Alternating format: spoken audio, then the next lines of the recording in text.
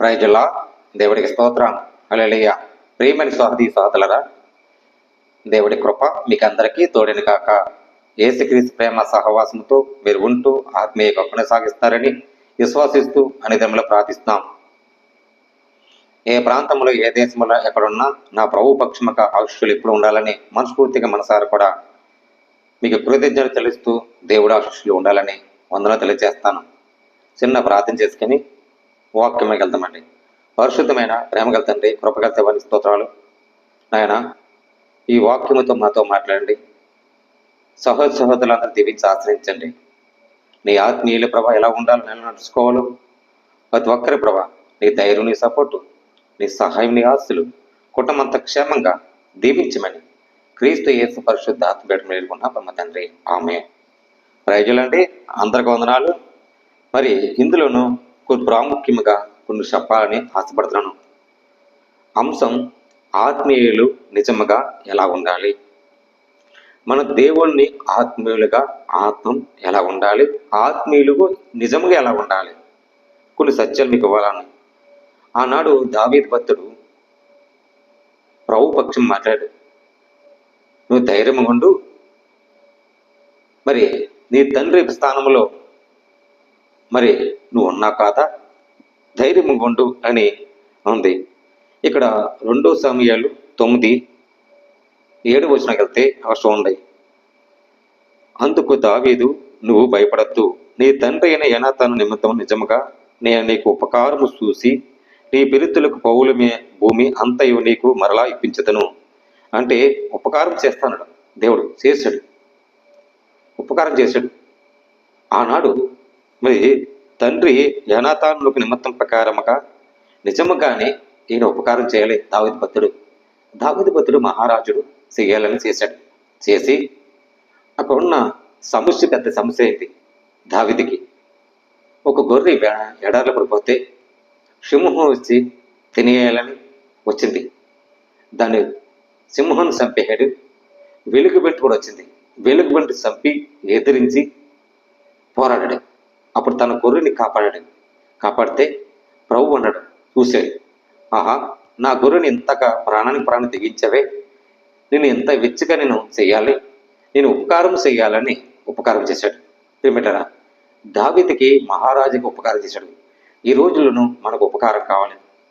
ఉపకారం లేక, ఆర్థిక సహాయం లేక ఎంతమంది బాధపడుతున్నాం. దేవుని అడుగు, దేవుని ప్రార్థించు, నాకు ఉపకారం కావాలయ్యా, ప్రార్థించు, నీ మొర ఆయన వింటాడు. నీ తండ్రి అయిన నిజముగానే పౌలు పిలుతులకు నిజముగా మరలిపించుతున్నాడు. నీవు సదాకాలము నా పళ్ళ ఎద్దని భోజనం చేస్తావు. ప్రభు ఏం చేశాడు? సదాకాలంలో నా పళ్ళ ఎద్దు కూడా నువ్వు భోజనం చేస్తావు. కుటుంబ సమూహం ఉన్నాడు, చక్కగా ఏర్పాటు చేసుకోవాలి. దేనికి కూడా మీరు ఆత్మీయంగా ఎలా ఉండాలని వాక్యం రాయబడింది. ఏమంటారా? ఇటుపుకి వెళ్తామండి.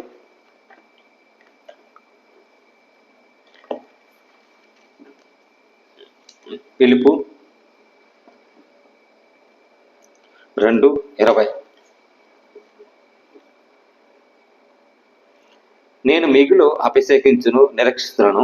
ఈ ప్రకారంగా మీరు ప్రార్థనలకు యేసుక్రీస్తు యొక్క ఆత్మగను నాకు సమృద్ధిగా కలిగినట్లు ఈ ప్రకటనక నాకు రక్షణ ఆంతమునకు పరిశీలించును.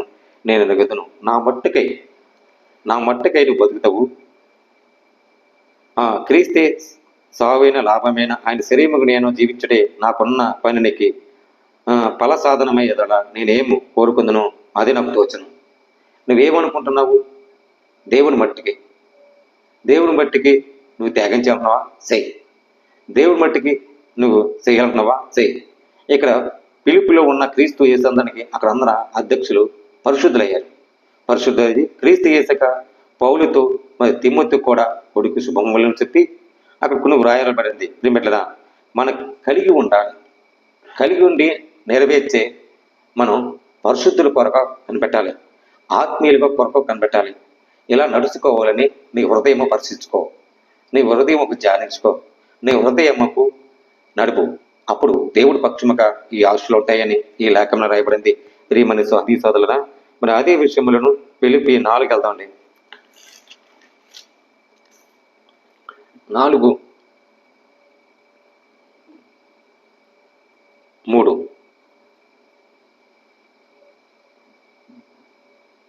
అవును, నిజమైన సహకారి ఆ స్త్రీ కేమెంతుతో నా ఇతర సహకారంతో సువార్త పని నాతో కూడా ప్రయాసపడి కనుక వారి సహాయం చేయమని నిన్ను వేడుకుంటాను. సహకారిగా మరి పేరులకు ఈ జీవ బంధులు పడింది. నువ్వు ఏ పేరైనా సరే, ఏ పేరులో ఉన్న లెక్కింపబడ్డదో, దేవుడు ఏ పేరు పిలిచాడు, పిలిచి నీ సొత్తుగా వాడుకున్నాడు, ఈ సహకారంగా ఉన్నట్లుగా ఎల్లప్పుడూ ప్రభువును ఆనందించదు. నువ్వు వేడుకున్నప్పుడు సహకారం ఉండడం, ఆత్మీయులుగా కొనసాగించినడు, ఆత్మగా కొనసాగించి నడిపించడు ఈ సహకరణం. ఆ సహకారిని స్త్రీలకు కేమెంతుతోను అని ఇతర సహకారములుగా ప్రియమిటరా తెలియచేయాలి. నీ సహమానముతో సకల జనులుగా, సకల ఆశ్రయులుగా, ఒక స్త్రీగా, ఇంటులు ఇల్లాలుగా, దీపం వెలిగించినట్లుగా, నడిపించే విధానాలుగా, ఒక పురుషుడు ఒక భర్తగా బాధ్యతగా వెలిగే కుటుంబ సమూహంగా ఉన్నట్లుగా, తండ్రి ప్రకారం నడిచినట్లుగా, కుటుంబ సమూహంగా ఉన్నట్లుగా ఇది అనుగ్రహించాలి. అప్పుడు ఆత్మీయం ఎలా ఉండాలో, ఎలా నడుచుకోవాలో ఈ బైబిల్లో ఉంది. ప్రియమిట్లరా, మెట్టుకైన సహోదరులైన, మెట్టుకు సహోదరులైన దేవుని మెట్టుకు ఎలా ఉంటున్నామో అలాగా సహకారంగా ఉండి నువ్వు దేవుని ఆత్మీయ కొనసాగించాలని ఈ లేఖలో వ్రాయబడింది. ప్రియమిట్లరా, మరి అదే విషయంలోనూ ఇక్కడ చూద్దామండి. 18 వెళ్తామండి. 4:18 నాకు సమస్తం సమృద్ధి కలిగి ఉన్నది. మీరు పంపిన వస్తువులు ఎబ్రాయపొద్దులకు పుచ్చుకొని ఏది తక్కువైన ఉన్నాను. మనోహరమైన సువాసన దేవునికి ప్రీతికరం ఇష్టముగా ఎగుమలై ఉన్నది. సువాసనలు దేవునికి అంటే మనోహరమైన దేవునికి ప్రీతికరముగా ఇష్టముగా ఉండి ఆశ్చర్యగా దేవునికి క్రీస్తు యేసు మహిమను ప్రతి అవసరమునకు తీర్స్తాడు. తీర్చి దేవుడు నీకు ఎగుములుగా ఆయన మహిమ కలగాలని ఈ వాక్యంలో రాయబడింది. ప్రియమిట్లరా, దేవుడు ఆశీస్సులు పొందుకోవాలంటే ఏం చేయాలి? ప్రార్థన. దేవుడు మనం కిరట పొందుకోవాలంటే ఏం చేయాలి? ప్రార్థన. ఈ సత్యాన్ని తెలుసుకోవాలని ప్రభు పేరట మీరు అందరికీ పేరు వందనాలు తెలియజేస్తున్నాను. దేవుడి మాటలు దీవించి ఆశ్రయించను కాక ఆమె. ప్రార్థన చేద్దామండి. పరిశుద్ధమైన ప్రేమగల తండ్రి, కృపగల దేవాని స్తోత్రాలు. అనేక బిడ్డల రక్షణ తెచ్చండి, ఆశీర్వదింపండి ప్రభా, సాక్ష్య వాడుకడి నాయన. ప్రతి బిడ్డను దర్శించిన ప్రభా, ఆత్మీయ ఎలా ఉండాలో నాయన, ఉపకారం చేసినట్లుగా, పరిశీలన చేసినట్లుగా, సహకారం చేసినట్లుగా దర్శించండి. ప్రతి ఒక్కరికి మీ ఆత్మసారంగా నడిపించే విధానం బట్టి కుటుంబంలో క్షేమంగా, కుటుంబంలో ఆత్మీయులుగా నడిపించే ప్రభా ప్రతి భార్య, ప్రతి భర్త దీవించండి, వెలిగించండి. ప్రతి తల్లిదండ్రులు బిడ్డలో క్షేమంగా, ప్రతి ఒక్కరికి నీ సహాయం ఆత్మీయులుగా కొనసాగించే తండ్రి నామములు ఎరిగినట్లుగా, తండ్రి భావములు సహకరించినట్లుగా దర్శించమని, సహాయం దయచమని క్రీస్తు యేసు పరిశుద్ధ ఏడుకుంటున్నా పరమ తండ్రి. ఆమె. ప్రయోజనండి. అందరికి వందనాలు. మీకు శుభమూలు కలుగును గాక. ఆమె.